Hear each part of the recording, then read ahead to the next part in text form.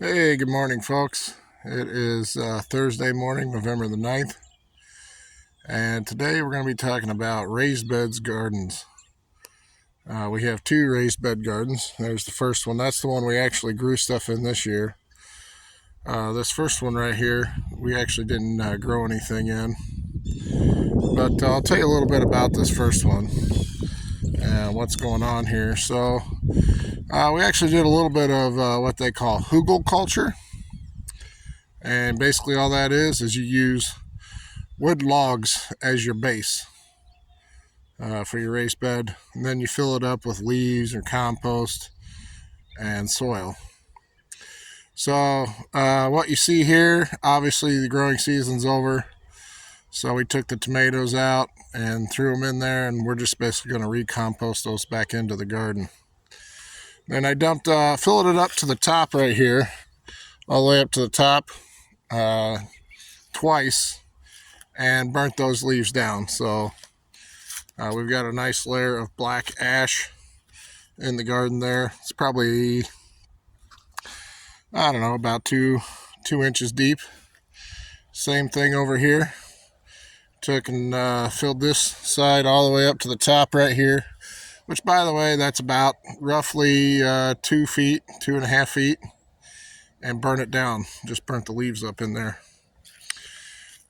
We cleaned out our chicken house, which you can see right over here. Cleaned that out too, spread it around so that chicken manure is in there as well. So today what we're going to do, we're going to take these, fill them back up with leaves again, but this time we're not going to burn them. We're just going to fill them up and let them sit over winter. This one here is probably going to take a couple loads, and this one probably one load will fill it up. So when I say loads, I'm talking about our garbage bin. I just stuff it as full as I can with leaves, bring it back up here, dump it in here. So you can see here, the first few loads that we burned up had a lot of oaks in it. We can see some acorns in here that got burned up. Which really they'll eventually break down and just add to the compost mix. But the problem with oak leaves is they have a lot of tannins in them, which will start to turn your soil acidic over time. So that's why I burnt those up. And the leaves we're going to be adding today are mostly cottonwood and mulberry. Unfortunately, I have a lot of mulberries on my property that I'm slowly trying to get rid of. But those leaves do compost very well. I guess if there's one benefit to the mulberry trees and the cottonwood trees, the leaves do break down very nicely and make great compost. So yeah, I'll fill these up, let them sit over winter, and then next spring I'll till it up just a little bit, add about a 3 to 4 inch layer of soil on top, and plant my garden right into that, and it'll be ready to go.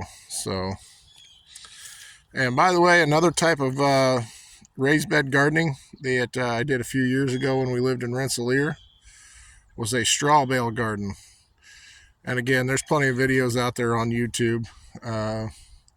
You can do your research on that. But the straw bale garden, the best thing about that was if you get your straw from, especially from a farmer that didn't have a lot of weeds out in his wheat field, you will not have one weed to pick out of your raised bed. So that's probably the biggest advantage of the straw bale garden. So, but anyway, I'll stop the video here. I'll get these beds filled up, then I'll turn the video back on and we'll wrap up.